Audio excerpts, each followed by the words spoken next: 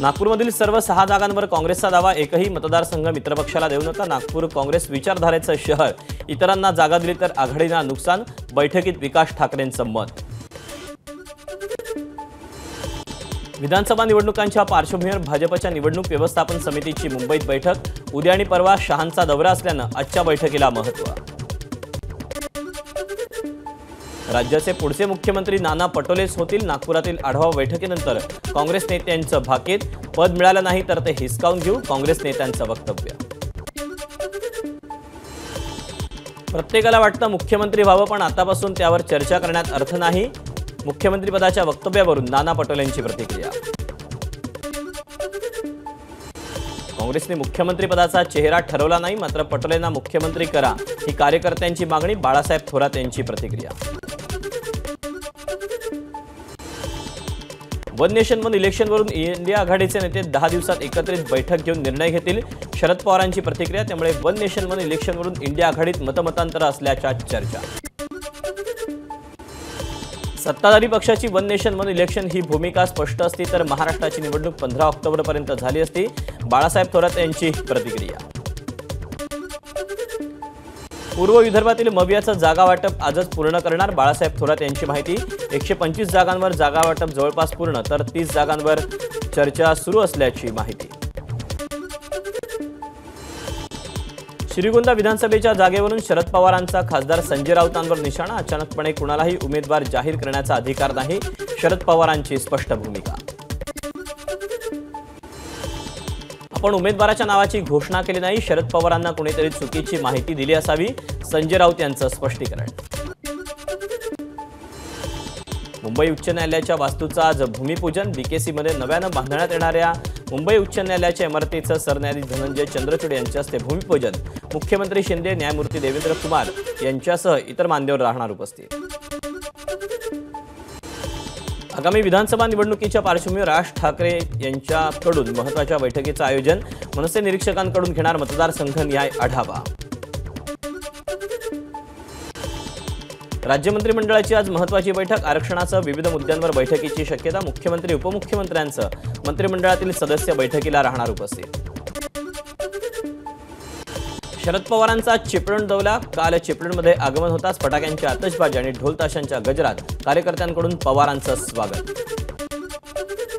मुंबई विद्यापीठातील सिनेट निवडणूक उद्या होणार। ठाकरेंची युवा सेना विरुद्ध अखिल भारतीय विद्यार्थी परिषद असा थेट सामना।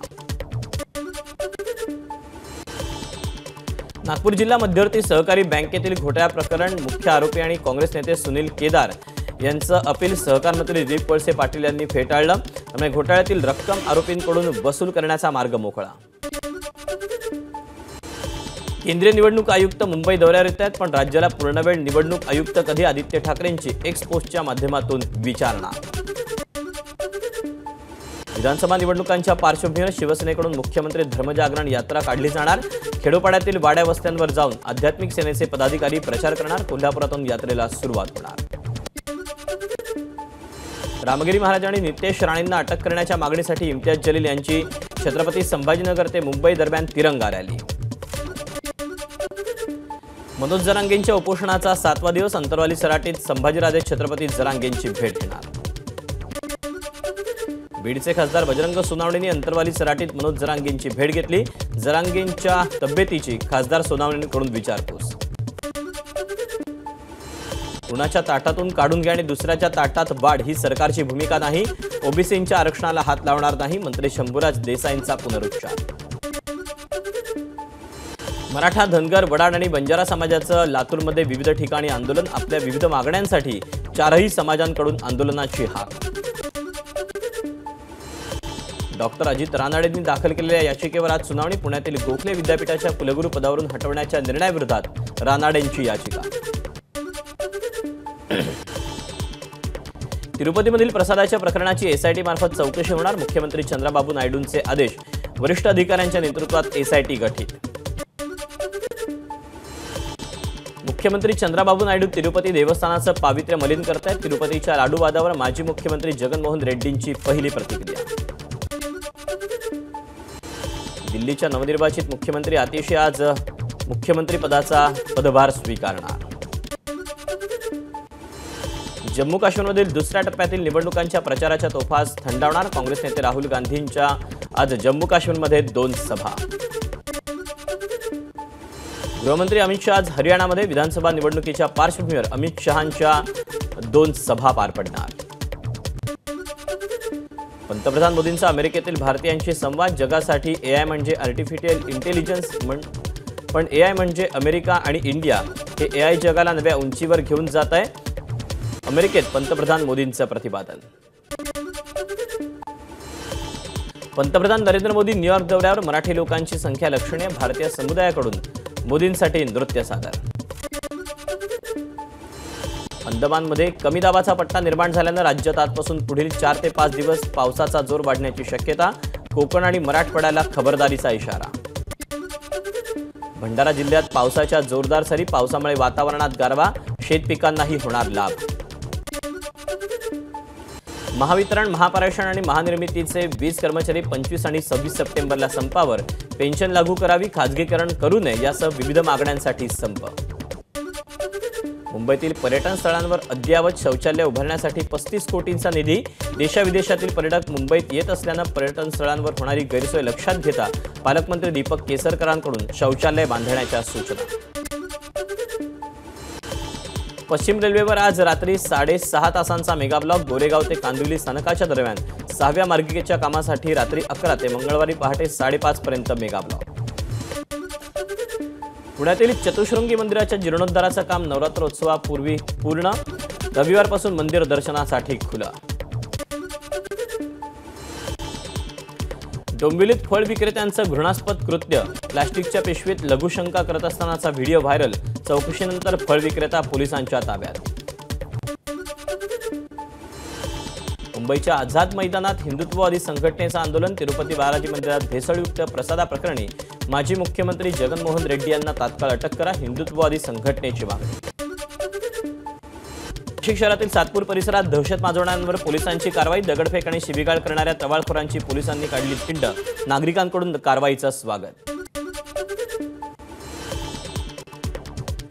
कोल्हापूरच्या हुपरीत चांदी व्यावसायिकाची निर्घृण हत्या. चोरीच्या उद्देशानं आलेल्यांनी हत्या केल्याचा संशय. चोरट्यांनी 25 किलो चांदी चोरली. एका संशयित पोलिसांनी त्याला ताब्यात घेतला. तीर्थयात्रेला निघालेल्या भाविकांच्या ट्रॅव्हल्सला कंटेनरची धडक. अपघातात 20 भाविक जखमी. नांदेडच्या शासकीय रुग्णालयात उपचार. मुंबईतील बानू टॉवर इमारतीमध्ये एका खोलीचा स्लॅब कोसळला. 5 वर्षाच्या चिमुकलीचा मृत्यू तर 3 जण जखमी. मुंबई आंतरराष्ट्रीय विमानतळावर DRIची मोठी कारवाई. ब्राझिलियन महिलेकडून 10 कोटी रुपयांचं 1 किलो कोकेन जप्त. चंद्रपूरच्या गोंडवाना विद्यापीठातर्फे आयोजित संविधान सन्मान महोत्सवाचं रामदास आठवले यांच्या हस्ते उद्घाटन. 26 जानेवारी 2025 पर्यंत विविध उपक्रम आणि कार्यक्रम राबवले जाणार. 3 ऑक्टोबरला देशभरात रेल्वेचा चक्काजाम. हरियाणातील महापंचायतीची घोषणा. आंदोलनादरम्यान सरकारनं केलेल्या अत्याचाराचा बदला घेणार. शेतकऱ्यांची घोषणा. अमेझॉनचं वर्क फ्रॉम होम बंद. कर्मचाऱ्यांना कामावर येऊन पूर्ण वेळ काम करण्याचे आदेश. 2 जानेवारी 2025 पासून आदेशाची अंमलबजावणी. रिया सिंघानं पटकावला 2024चा मिस युनिव्हर्सचा किताब. मिस युनिव्हर्स होण्यासाठी खूप मेहनत घेतली असल्याच्या रियाकडून भावना व्यक्त. चाकणमधील मर्सिडीज बेंचच्या प्लांटला महाराष्ट्र प्रदूषण नियंत्रण मंडळाची नोटीस. नियमांचं उल्लंघन झाल्याप्रकरणी नोटीस जारी. बुद्धिबळ ऑलिम्पियाड 2024 मध्ये भारताचा डंका. 97 वर्षात प्रथमच महिला आणि खुल्या गटात विजेतेपद. स्लोवेनिया आणि अझरबैजानचा केला पराभव. पंतप्रधान मोदी आणि राहुल गांधींकडून खेळाडूंचं अभिनंदन. भारत आणि अमेरिका लष्करी तंत्रज्ञानाच्या सहाय्यानं सेमीकंडक्टर चिप संयुक्त प्रकल्पाची करणार उभारणी. क्वाड परिषदेनंतर दोन्ही देशांकडून घोषणा. एबीपी माझा, उघडा डोळे बघा नीट.